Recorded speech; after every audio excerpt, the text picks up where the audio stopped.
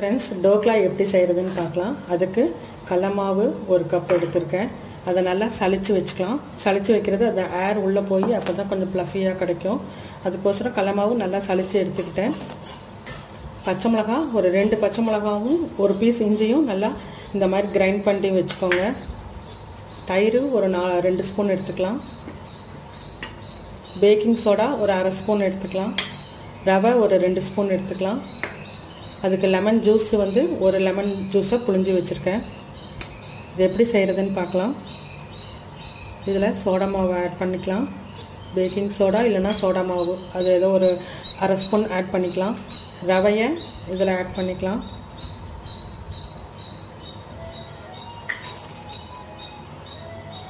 தேவையான உப்பு இதில் ஆட் பண்ணிக்கலாம். இஞ்சியும் இதில் ஆட் பண்ணிக்கலாம். தயிர் அதையும் இதில் ஆட் பண்ணிக்கலாம். லெமன் ஜூஸு அதையும் இதில் ஆட் பண்ணிக்கலாம்.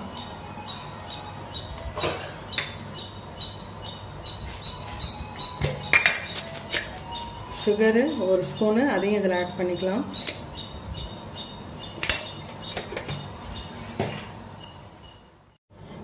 இது எல்லாத்தையும் கொஞ்சோண்டு தண்ணி ஊற்றி நல்லா மிக்ஸ் பண்ணிக்கலாம்.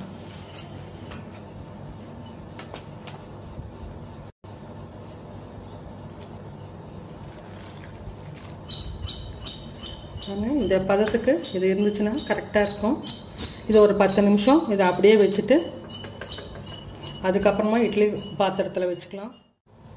10 நிமிஷம் ஆயிடுச்சு. இதுக்கு ஈனோ ஒரு பேக்கெட்டை போட்டுக்கலாம். உங்களுக்கு அப்போ தான் டோக்லா நல்லா ஃப்ளஃபியாக கொஞ்சம் நல்லா சாஃப்டாக கிடைக்கும்.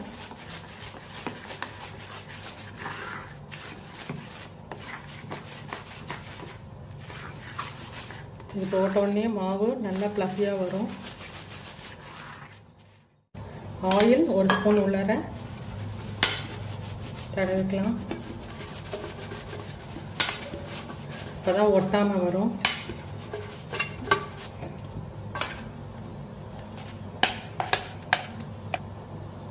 மாவு அரை இதுக்கு வர மாதிரி ஊற்றி வைங்க.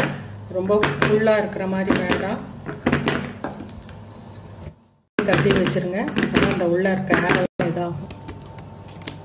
குக்கருக்குள்ளார 2 டம்ளர் தண்ணி ஊற்றிடுங்க. ஊற்றிட்டு அந்த தட்டத்தை உள்ளார வச்சுட்டு அதுக்கப்புறம் இதை உள்ளார வைங்க.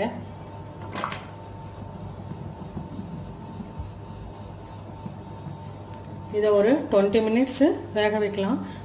வெயிட் போட வேண்டாம்.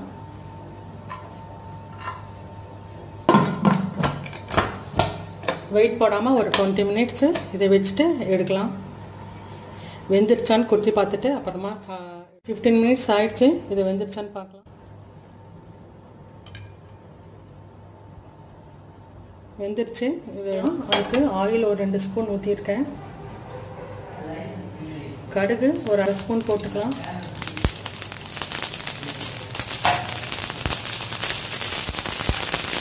ஜீரகம் ஒரு 1/4 ஸ்பூன் ஜீரகம் போட்டுக்கலாம்.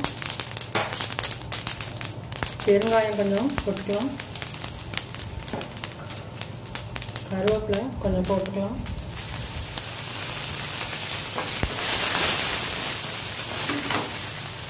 பச்சை மிளகாய் 2 கீரி அதையும் போட்டுக்கலாம். கொஞ்சம் பச்சை மிளகாய் நல்லா ஃப்ரை ஆகட்டும்.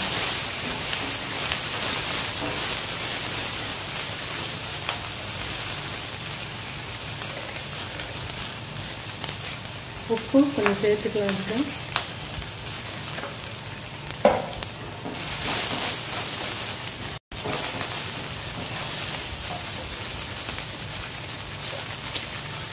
சர்க்கரை ஒரு 1/2 ஸ்பூன் சேர்த்துக்கலாம்.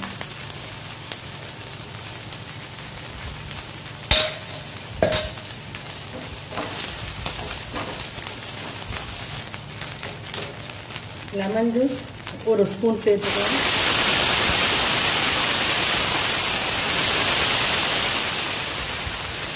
தண்ணி ஒரு 2 ஸ்பூன் சேர்த்துக்கலாம்.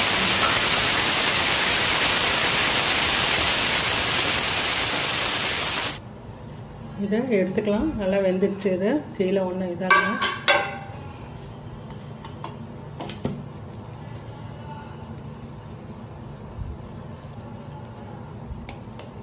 இது கட் பண்ணிக்கலாம்.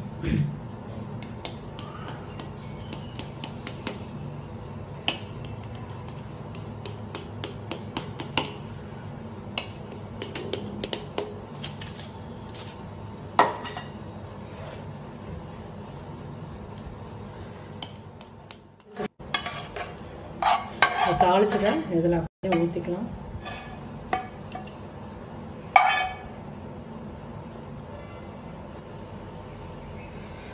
தேங்காய் ஒரு ஸ்பூன் இதில் அப்படியே தூவி விட்டுக்கலாம். அவ்வளோதான், டோக்லா ரெடி ஆயிடுச்சு இருக்கும்.